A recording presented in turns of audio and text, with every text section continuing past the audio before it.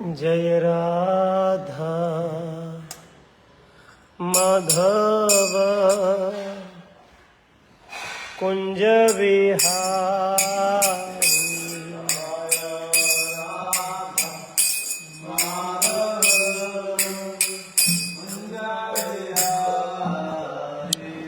जय राधा माधवा कुंज विहारी।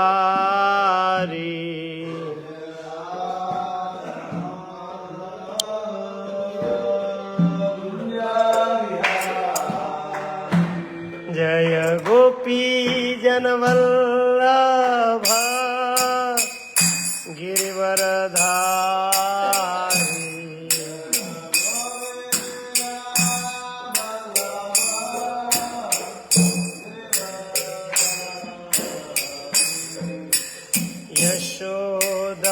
यशोदानंदन ब्रज जनरंजन।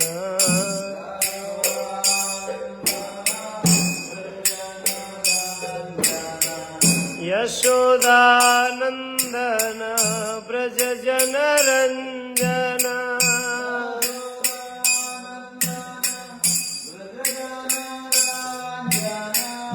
यमुना तीरा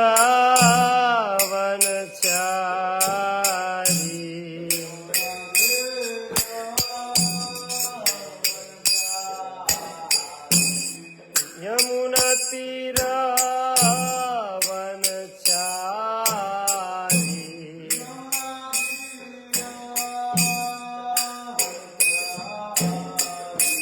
जय राधा माधव कुंज Vihari.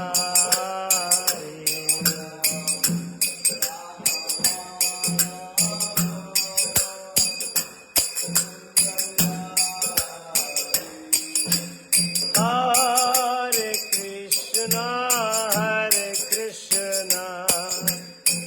Krishna Krishna Hare Hare Hare Rama Hare Rama Rama Rama Hare Hare। बोलो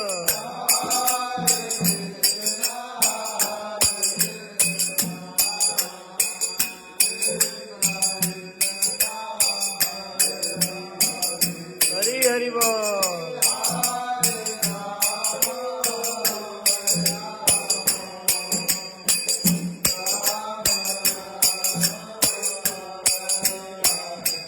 जय जय प्रभुपाद प्रभुपाद प्रभुपाद प्रभुपाद।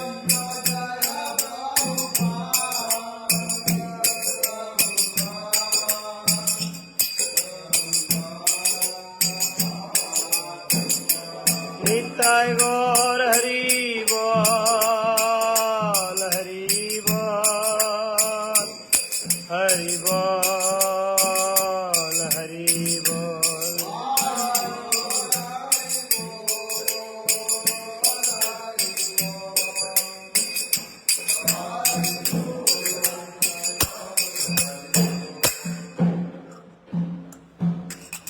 श्री श्री निताय गौर सुंदर भगवान की, श्रील प्रभुपाद की जय।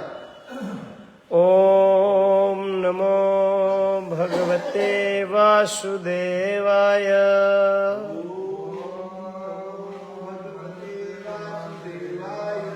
ओम नमो भगवते वासुदेवाय।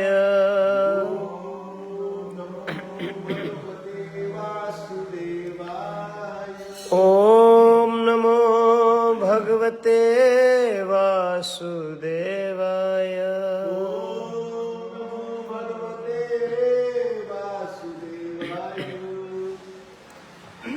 श्रीमद् भागवतम स्कंद 1 अध्याय 9 श्लोक क्रमांक 12। अहो कष्टम अहो अन्यायं यत् यूयं धर्मनंदना जीवितुं न अर्हथ क्लिष्टं विप्र धर्म अच्युत आश्रयः अहो कष्टम अहो अन्यायम् अहो कष्टम अहो अन्यायम् यदूयं धर्मनंदनः यदूयं धर्मनंदनः जीवतुं नार्हथ क्लिष्टं जीवितुं नार्हथ क्लिष्टं विप्रधर्माच्युताश्रयः विप्रधर्माच्युताश्रयः अहो कष्टम अहो अन्यायम् यद्यूयं धर्मनंदनः जीवन्तुं नार्हथ क्लिष्टं विप्रधर्माच्युताश्रयः। बोलिए। अहो कष्टम अहो अन्यायम् यद्यूयं धर्मनंदनः जीवितुं नार्हथ क्लिष्टं विप्रधर्माच्युताश्रयः। अहो कष्टम अहो अन्यायम् यद्यूयं धर्मनंदनः जीवितुं नार्हथ क्लिष्टं विप्रधर्माच्युताश्रयः। अहो कष्टम अहो अन्य विप्रधर्माच्युताश्रयः। अहो अहो कष्टम कितना कष्ट, अहो ओह अन्यायम कितना अन्याय, यत् क्योंकि, यूयम तुम सभी, धर्मनंदनः साक्षात धर्म के पुत्र, जीवितुम जीवित रहने के लिए, न कभी नहीं, अर्हथ योग्य हो, क्लिष्टम कष्ट, विप्र ब्राह्मण, धर्म धर्म, अच्युत ईश्वर द्वारा, आश्रयः सुरक्षित होकर। अनुवाद एवं तात्पर्य जगद्गुरु श्रील प्रभुपाद जी के द्वारा। जगद्गुरु श्रील प्रभुपाद की। भीष्म देव ने कहा, ओह तुम लोगों ने साक्षात धर्म के पुत्र होते हुए भी कितनी यातनाएं तथा कितना अन्याय सहा है। उन कष्टों के अंतर्गत तुम सबको जीवित रहने की आशा न थी, फिर भी ब्राह्मणों, ईश्वर तथा धर्म ने तुम्हारी रक्षा की। तात्पर्य में श्री प्रभुपाद जी कहते हैं, महाराज युधिष्ठिर कुरुक्षेत्र श्री राधे महाराज युधिष्ठिर कुरुक्षेत्र युद्ध के महान नरसंहार से अत्यंत विचलित थे। भीष्मदेव यह समझ गए, इसलिए उन्होंने सर्वप्रथम महाराज युधिष्ठिर की घोर विपत्तियों का उल्लेख किया। वे अन्याय के कारण ही इस कठिनाई में पड़े थे और कुरुक्षेत्र का युद्ध इसी अन्याय के विरोध में लड़ा गया था। इसलिए उन्हें इस घोर नरसंहार के लिए शोक नहीं करना चाहिए था। वे पांडवों को विशेष तौर पर यह बताना चाह रहे थे कि वे लोग सदा ही ब्राह्मणों, भगवान तथा धर्म द्वारा रक्षित होते रहे हैं। अतएव जब तक वे इन तीनों महत्वपूर्ण साधनों के द्वारा सुरक्षित हैं, तब तक निराश होने का कोई कारण नहीं है। इस प्रकार भीष्मदेव ने महाराज को उनकी निराशा मिटाने के लिए प्रोत्साहित किया। जब तक कोई मनुष्य भगवान की इच्छा के साथ पूरा तालमेल बनाए रखता है, प्रामाणिक ब्राह्मणों तथा वैष्णव द्वारा निर्देशित होता है और धार्मिक सिद्धांतों का दृढ़ता से पालन करता है, तब तक उसके निराश होने का कोई कारण नहीं है। भले ही जीवन की परिस्थितियां कितनी ही विषम क्यों न हो, इस परंपरा में एक महान सत्ता होने के नाते भीष्मदेव पांडवों को यह बात समझाना चाहते थे। नमो विष्णुपदाय कृष्ण पृष्ठाय भूतले श्रीमते भक्ति वेदांत स्वामी निति नामिने। नमस्ते सरस्वती देवे गौरवाणी प्रचारिणे निर्विशेष शून्यवादी पाश्चात्य देश तारिणे। जगद्गुरु श्रील प्रभुपाद की जय। तो बहुत ही सुंदर अध्याय चल रहा है इस्कॉन वसई में।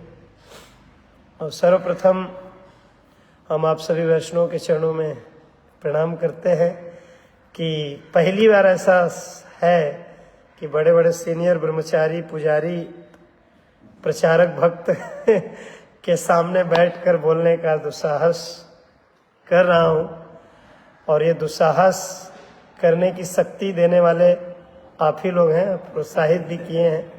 हमारे आदरणीय शुद्ध से प्रभु जी, जब भी मुंबई आता हूँ तो प्रभु जी की इच्छा रहती है कि इस्कॉन वसई में क्लास सेवा, क्योंकि और कोई तो सेवा आती नहीं। ना ही मम बल ज्ञान शून्य निर्मल स्वाधीन है काया। ये शरीर में न बल है, न ज्ञान है, न कुछ है। थोड़ा बहुत बोलने की कला है केवल, वो भी कला है, शुद्धता नहीं है बोलने में, केवल कला है। तो प्रयास कर रहे थोड़ा भागवतम के इस श्लोक को आप सभी वैष्णव के आशीर्वाद से बोलने का, जितना भगवान ने समझने की बुद्धि दी। तो यहाँ पर इस अध्याय का नाम है भगवान कृष्ण की उपस्थिति में भीष्मदेव का देह त्याग। भगवान की उपस्थिति में भीष्मदेव का देह त्याग। और अभी ये उत्तरायण भी प्रारंभ हो चुका है। उत्तरायण, इसी उत्तरायण में भीष्मदेव शरीर त्यागे और भगवान की कृपा से भीष्मदेव का यहाँ चल भी रहा है प्रसंग।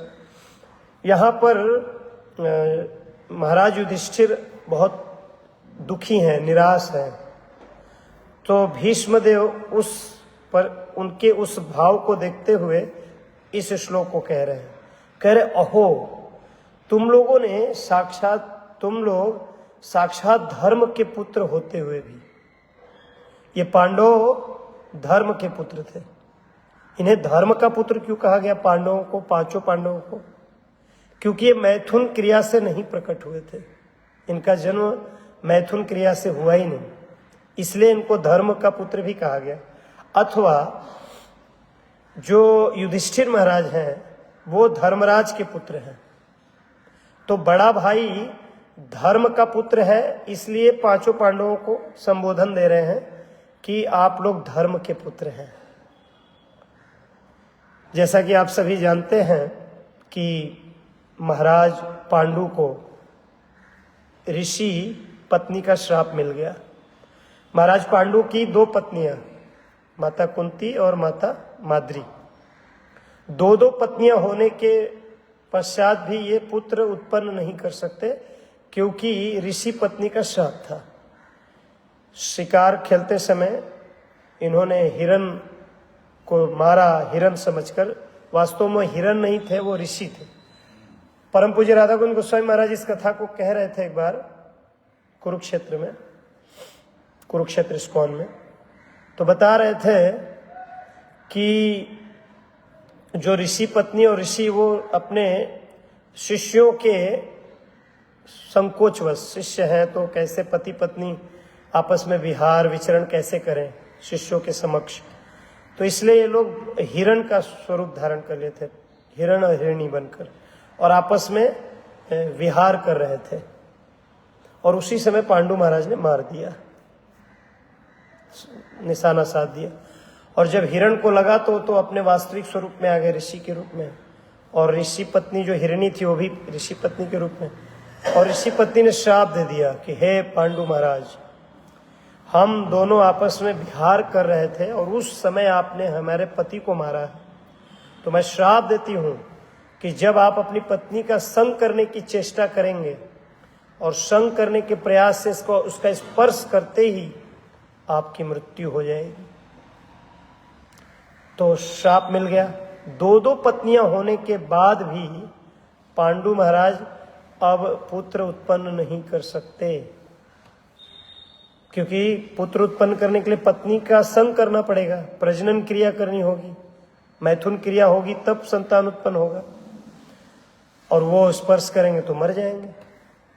ये दोनों पत्नियों को पता था, परंतु कहते हैं कि हुई है वही जो राम रच रखा। भगवान ने चाहा है, अगर सोच के रखा है तो होगा ही होगा। श्राप, अगर वो अपनी पत्नी को स्पर्श नहीं करते तो श्राप मिथ्या हो जाता। एक न एक दिन तो इनको मरना था स्पर्श करके ही, क्योंकि श्राप लगा है, भले 10 दिन बाद, साल, 1 साल बाद या 10 साल बाद, लेकिन मृत्यु होगी उस श्राप के ही वजह से, और वो होना निश्चित। पानी के झरने में स्नान कर रही थी, ठंडे ठंडे जल में, जैसे हमारे पुजारी जी इतनी ठंडी में भी बर्फ के पानी से स्नान कर रहे हैं, तो इसी तरह माद्री जी जो है वो देखी कि वाह सुंदर झरने का ठंडा जल प्राकृतिक जल गिर रहा, तो उनकी स्नान करने की इच्छा हुई और वो झरने में स्नान करने लगी। और तब तक पांडु महाराज ने अपनी पत्नी को देखा तो पूरा शरीर गीला था। तो आप लोग जैसा कि जानते हैं, चाहे पुरुष हो या माताएं हो, प्रभु जी और माता जी, अगर वो वस्त्र धारण करके भी गीले जल से निकलें या गीले जल में रहें तो शरीर पारदर्शी हो जाता है, मतलब अंग पारदर्शी हो जाता है। तो जब वो माता स्नान कर रही थी तो पांडु जी अपने पत्नी को देखे तो स्नान गीले वस्त्र में, और उनके अंदर वासना आ गई, काम वासना हो गई। परम पूज्य राधा गोविंद गोस्वामी महाराज जी कहते हैं, कामातुराणाम न भय न लज्जा। ये बड़ा महत्वपूर्ण श्लोक है। कामातुराणाम, अगर काम में कोई आतुर हो गया तो भय और लज्जा समाप्त। भय समाप्त हो जाता है कि क्या भगवान सोचेंगे, क्या हमारे गुरु परंपरा सोचेंगे, हमारे सीनियर भक्त क्या हमारे बारे में सोचेंगे, ये डर खत्म, भय समाप्त। न लज्जा, सामाजिक लज्जा भी समाप्त। तो ये काम इतना खतरनाक है। अच्छा, ये खतरनाक है इसलिए भगवान को गीता में कहना पड़ा, त्रिविधम नरकस्येदम द्वारम नाशनम आत्मनः कामः क्रोधस्तथा लोभः तस्मातेतम त्रयम त्यजेत।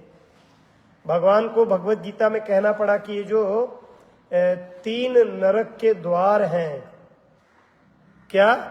कामः, क्रोधः तथा लोभः।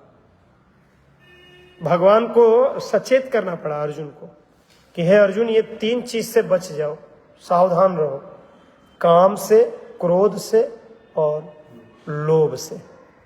परम पूज्य गौरांग प्रभु रथ यात्रा, राधा गोपीनाथ मंदिर के रथ यात्रा में मुंबई तरफ, वहां भी रथ यात्रा आ भी रही है, तो वहां क्लास दे रहे थे, तो बोले कि काम, क्रोध, यही श्लोक बोले थे, ये तीनों नरक के द्वार है, लेकिन इन तीनों में सबसे डेंजरस कौन सा है? काम खतरनाक है कि लोभ या काम, क्रोध, लोभ। काम खतरनाक है, क्रोध या लोभ। तो बोले कि तीनों में सबसे खतरनाक है लोभ। अब हम लोग को लग रहा था कि काम बोलेंगे, तो बोले, उदाहरण दिए कि अगर किसी के अंदर काम भोग की भावना आ गई तो कामना की पूर्ति होते ही काम थोड़े देर के लिए शांत हो जाएगा, थोड़े समय के लिए। किसी को क्रोध आया तो अपना क्रोध उतार दिए उसके ऊपर तो क्रोध शांत। लेकिन कह रहे थे अगर लोभ हो गया तो लोभ अगर मान लीजिए हमको हो गया कि हमको आईफोन मिल जाए, चलो मिल गया, तो क्या लोभ समाप्त हो जाएगा? नहीं। लोभ हो गया कि हमको 10 लाख रुपया मिल जाए, तो क्या 10 लाख मिलने के बाद क्या लोभ समाप्त हुआ? कह रहे हैं गौरांग प्रभु की नहीं, और बढ़ेगा। ये लोभ ऐसा है कि उसकी पूर्ति अगर हो जाए तो कम नहीं होगा, शांत नहीं होगा, और बढ़ेगा। क्रोध आया, किसी पर क्रोध किए तो थोड़े समय के लिए क्रोध शांत। काम आया, कामना की पूर्ति हुई, थोड़े समय के लिए काम शांत। लेकिन लोभ आया और लोभ की पूर्ति हुई तो लोभ शांत नहीं हुआ, और 10 गुना बढ़ गया। तो इसलिए एक बार मीरा जी ने संतों के समाज में प्रश्न किया था कि पाप का बाप कौन है, पाप के बाप का क्या नाम है? तब उस प्रश्न का उत्तर संतों ने दिया, पाप के बाप का नाम है लोभ। लोभ जो है वो पाप का बाप है, पाप को जन्म देने वाला। और एक पिता असंख्य पुत्र को जन्म देता है, उसी तरह ये लोभ रूपी पिता पाप रूपी संतान को जन्म देता रहता है। इसलिए भगवान ने कहा, अर्जुन ये तीनों नरक के रास्ते हैं, इनका त्याग कर दो, परित्यज्य, इसको छोड़ दो। तो पांडु महाराज में भी देखिए काम आया और मृत्यु का भी भय खत्म। पांडु महाराज को पता है कि अगर मैं पत्नी का स्पर्श करूंगा, हालांकि काम की पूर्ति हो नहीं पाएगी क्योंकि स्पर्श करते ही मर जाऊंगा, लेकिन फिर भी काम इतना खतरनाक है कि मालूम है कि मरूंगा मैं, फिर भी जा रहा है व्यक्ति, जानिया सुनिया विष खाइन। तो इस कारणवश पांडु महाराज की मृत्यु हो गई। अब संतान कैसे हो, कुल परंपरा आगे कैसे बढ़े, इसलिए बड़े बड़े ऋषि मुनियों ने कुंती महारानी से प्रार्थना की कि आपके गुरु का आपको वरदान है, आप किसी भी देवता से पुत्र प्राप्त कर सकती हो। तो कुंती महारानी ने सीधा सीधा मना कर दिया, क्योंकि बचपन में वो सूर्य देव का आवाहन करके एक पुत्र प्राप्त कर चुकी थी, कर्ण। इसलिए वो लज्जित थी और उनको याद आ गया वो समय, तो वो लोक लज्जा के कारण ना, बिल्कुल नहीं, हमारे पति से हमें संतान नहीं हुआ तो हमें अब संतान नहीं चाहिए। ऋषि मुनियों ने समझाया, देवताओं ने प्रार्थना की कि ये वंश को आगे बढ़ाने के लिए आपको देवताओं से पुत्र प्राप्त करना चाहिए। तो देवता और ऋषियों ने कहा, अच्छा ठीक है, आप धर्मराज का आवाहन कीजिए, अगर धर्मराज आ गए तो समझ लेना ये धर्म का कार्य है। तब कुंती महारानी ने धर्मराज यमराज का स्मरण किया और यमराज जी से एक संतान मिला जिसका नाम हुआ युधिष्ठिर महाराज। और धर्मराज ने कहा भी, यमराज ने, कि ये धर्म का स्वरूप है और ये असत्य कभी नहीं बोलेगा बालक। तो इसलिए यहां पर भीष्म पितामह इन पांचों पांडवों को कह रहे हैं कि आप लोग धर्म के पुत्र होते हुए भी, इसका मतलब इस दुखालय संसार में कोई धर्म का भी पुत्र हो तो उसे दुख भोगना पड़ेगा, क्योंकि ये दुखालय है। आगे कहते, कितनी यातनाएं तथा कितना अन्याय सहा, ये बहुत महत्वपूर्ण है। अहो कष्टम अहो अन्यायम, आप लोगों ने कष्ट सहा और अन्याय सहा। तो देखिए, जो कष्ट सहता है और जो अन्याय सहता है वही साधु है। साधु, ये जो साधु शब्द बना, परम पूज्य राधा गोविंद महाराज जी झांसी इस्कॉन में कथा कर रहे थे, प्रभुपाद जी का 108वां जन्मदिन, आज से 20-21 साल पहले। वहां पर इसकी साधु की व्याख्या मैंने महाराज जी के मुख से सुना था। साधु, साधु का अगर क्या है अर्थ, सीधा सीधा अर्थ, तो कहते हैं जो अन्याय और कष्ट को सहे, मान अपमान को सहे, द्वंद्व को सहे, वो है साधु। सहनशीलता पर यह साधु शब्द बना है, सहने वाला। तो गुरु महाराज जी ने भागवत से एक उदाहरण दिया। जो लोग गांव में रहते हैं वही भागवत को समझ सकते हैं, क्योंकि गांव के लगभग 99% उदाहरण गांव का ही है भागवत में। तो एक सन होता है, सन जानते हैं प्रभु जी? सन, हाँ, मैं आपसे इसलिए पूछा कि आप बीच बीच में ध्यान मग्न हो जा रहे हैं ना, ध्यान में चले जा रहे हैं, इसलिए मैं चारों भक्तों को छोड़ के आपसे पूछा। सन क्या होता है? सन एक पौधा होता है गांव में, सन, पटुआ सन। पटुआ अलग होता है, सन अलग होता है। उसका डंडा जो होता है सफेद होता है, और उसके डंडी के छिलके को उतार कर और उसको ऐसे से पूरा नोच कर फिर उसको एक ऐसे लकड़ी का होता है ऐसे घुमाने वाला। और सन जो होता है बुढ़िया के बाल की तरह होता है, वाइट, जैसे बच्चे खाते हैं ना, बुढ़िया का बाल बिकता है, वो लाल लाल, तो वो तो लाल है, बुढ़िया का बाल तो लाल होता नहीं, रियल में तो बुढ़िया का बाल वाइट होगा।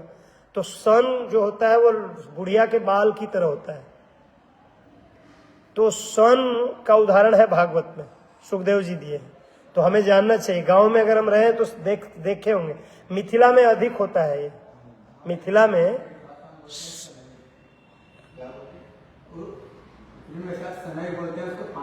हाँ, उसके डंडी को खेतों से काट कर लाकर उसका बंडल बनाकर उसे कीचड़ पानी में महीनों सड़ाया जाता है। फिर सड़ने के बाद उसको पीटा जाता है। अब सन का उदाहरण क्यों सुखदेव जी दे रहे हैं? क्योंकि वो सन और साधु सुटेबल है। एक तो वो खेत में रहा, फिर कटिंग हुआ, फिर वो पानी और कीचड़ में उसको सड़ाया गया कई महीनों तक, 2-4 महीने तक, और सड़ने के बाद उसको उठाकर उसको पीटा गया। जो लोग वो प्रक्रिया देखे वो समझ सकते हैं। पीटा गया, हाँ पीटा गया, खूब पटका गया। अच्छा, पटकने के बाद भी अभी उसका समाप्त नहीं हुआ, उसको नोचा गया। पटकने के बाद उसको नोचा गया, और नोचने के बाद भी फिर उसको और नोचा गया, उसकी धुनाई हुई। और धुनाई होने के बाद भी अभी समाप्त नहीं हुआ, उसका जो गुच्छा तैयार हुआ तो उसका पतला पतला रेशा लेके उसको पूरा गया।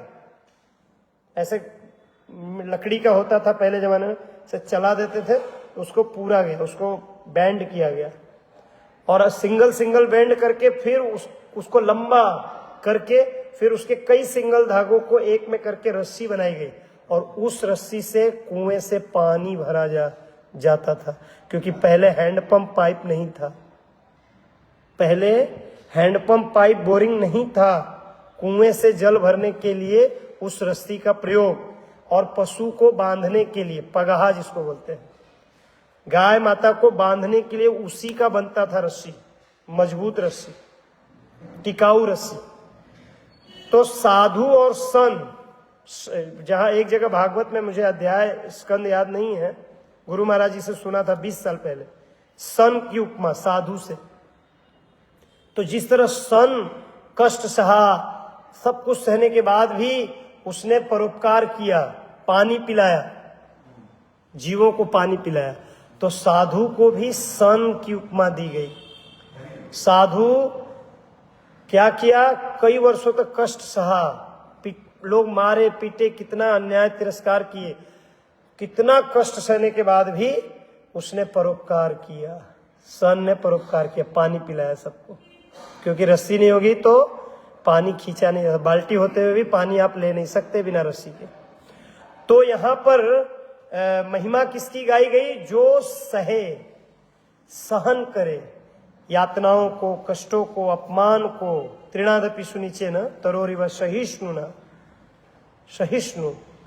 तो यहाँ पर भीष्म पितामह प्रशंसा कर रहे कि आप लोगों ने कितना यातना सहा, कितना कष्ट सहा।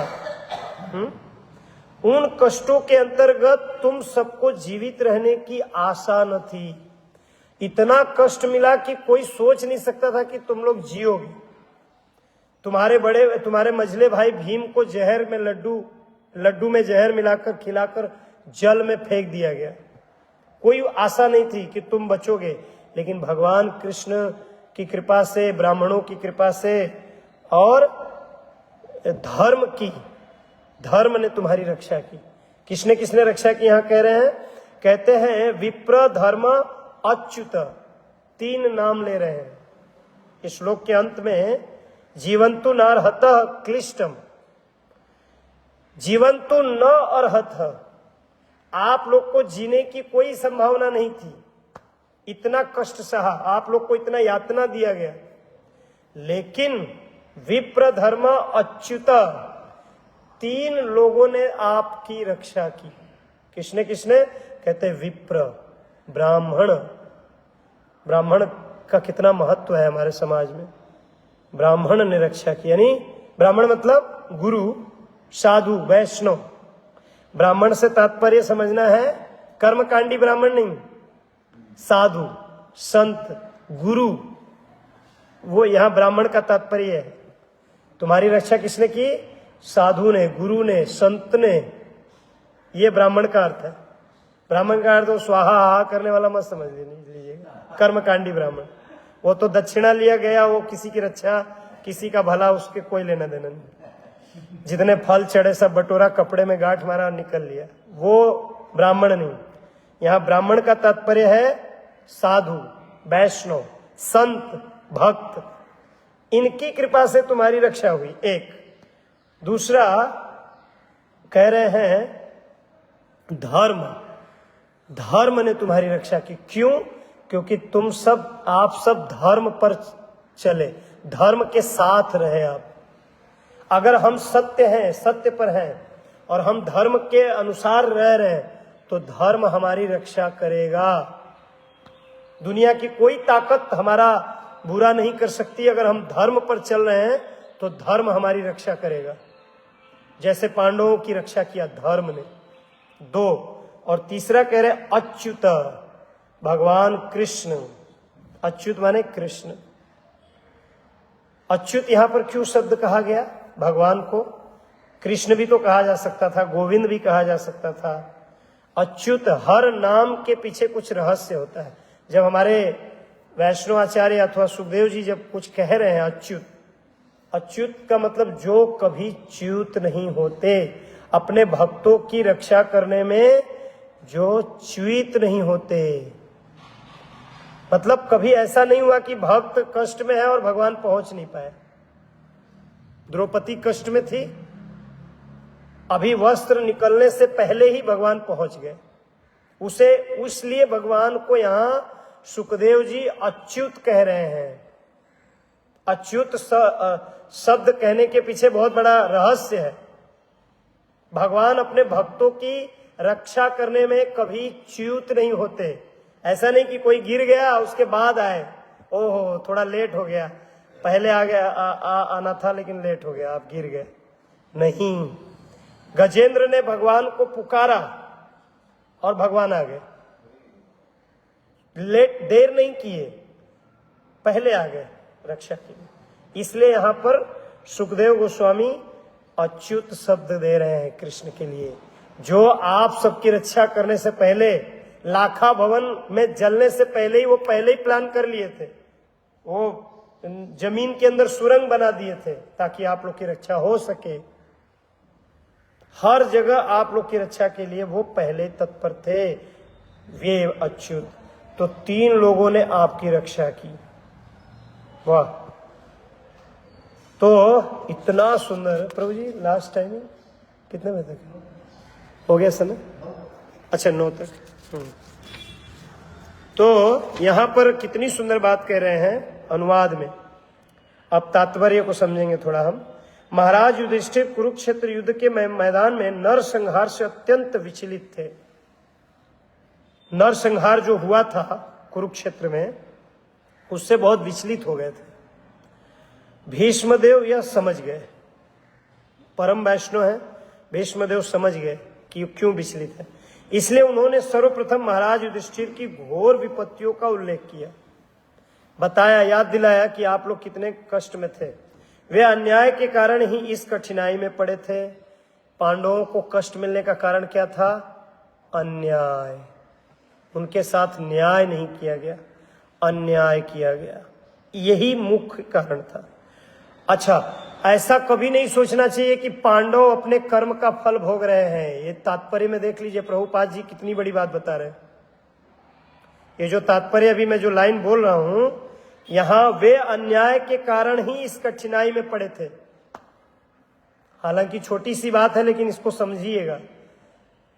कभी हमें गलती से भी नहीं सोचना चाहिए कि पांडव अपने कर्म का फल भोगे।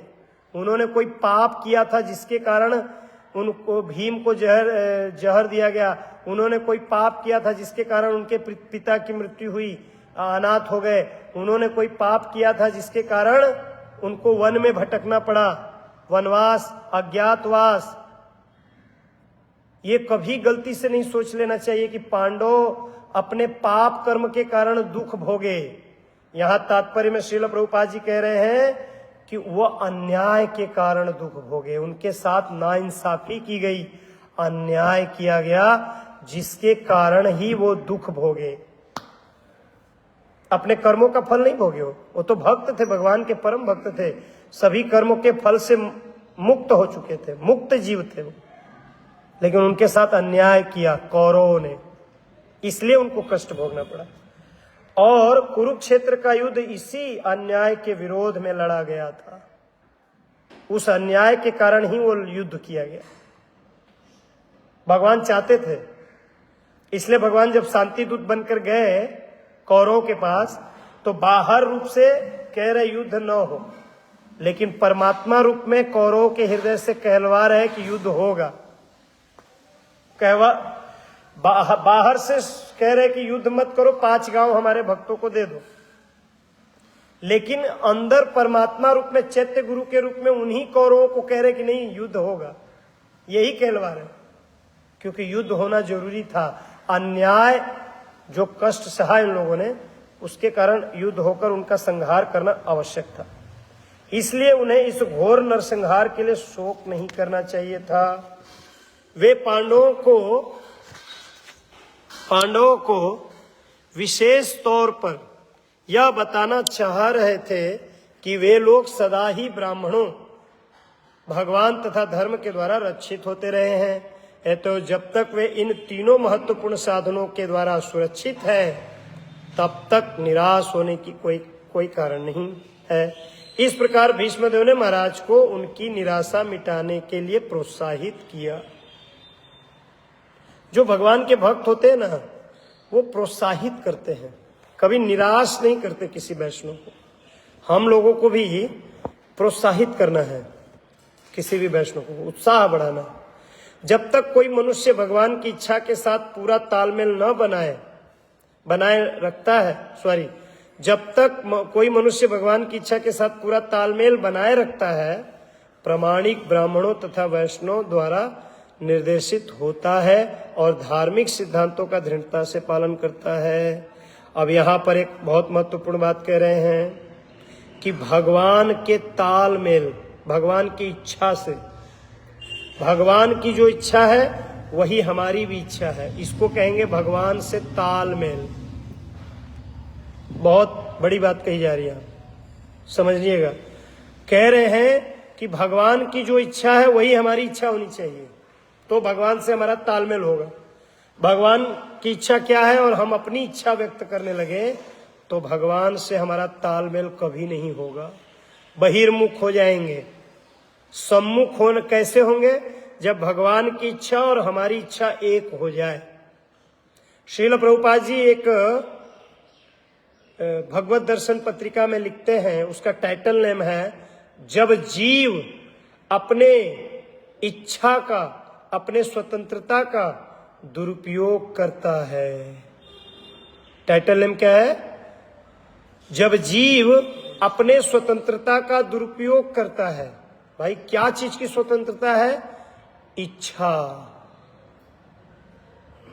हम वैकुंठ में थे, भगवान की सेवा में थे, भगवान की इच्छा से इच्छा का तालमेल था तो थे। लेकिन एक दिन हमारे मन में अपनी एक इच्छा प्रकट हुई कि मैं भी भोगी बनूंगा, भोक्ता बनूंगा, मैं स्वामी बनूंगा। और जिस दिन हमने भगवान के इस इच्छा का स्वतंत्रता, भगवान ने सभी जीवों को एक ही स्वतंत्रता दी है, एक चीज की, बाकी कहीं स्वतंत्र नहीं हम, वो है इच्छा। बाय एग्जाम्पल, एक हाथ में केला और एक हाथ में एप्पल, एक हाथ में बनाना, एक हाथ में एप्पल दिया जाए सामने वाले को और कहा जाए आप क्या लेना चाहेंगे, तो वहां उसकी इच्छा है कि वो केला लेगा या एप्पल लेगा। वहां देने वाला व्यक्ति जबरदस्ती नहीं कर रहा है, आपकी इच्छा। तो भगवान ने हमको इच्छा दी, इच्छा करो सेवा के लिए। लेकिन हमने उस इच्छा का क्या किया? दुरुपयोग किया। क्या दुरुपयोग किया? उस सेवा वाली इच्छा को हमने अपने भोग के लिए मैं भोग करूंगा, ऐसा इच्छा कर लिया, स्वामी बनने की इच्छा, जिसके कारण भगवान कहते हैं च्यवन्तिते अहम ही सर्वयज्ञानाम भोक्ता च प्रभुएव च न तुमाम अभिजानाति तत्वेन अतः च्यवन्तिते। भगवान कह रहे मैं सबका भोक्ता हूं, मैं ईश्वर हूं। लेकिन जिस दिन जीव अपने को ईश्वर मान लेता है, भोक्ता मान लेता है, तो कह रहे हैं भगवान च्यवन्तिते, वह उसका पतन हो जाता है, वह गिर जाता है। गिरने का मुख्य कारण अपने इच्छा का दुरुपयोग करना। इच्छा, हमें भगवान की इच्छा से तालमेल बनाना है, उनकी सेवा। जीवेर स्वरूप है कृष्णेर नित्यदास। लेकिन जहां दास बनने का भाव समाप्त, स्वामी बनने की भावना आई, तो पतन होना निश्चित है और अनादि काल तक भगवान से विमुख रहेंगे। जब तक ये स्वामी बनने की भावना नहीं जाएगी, सेवक बनने की भावना नहीं आएगी, तब तक भगवान से दूर रहेंगे। आगे कह रहे हैं, जब कोई मनुष्य भगवान के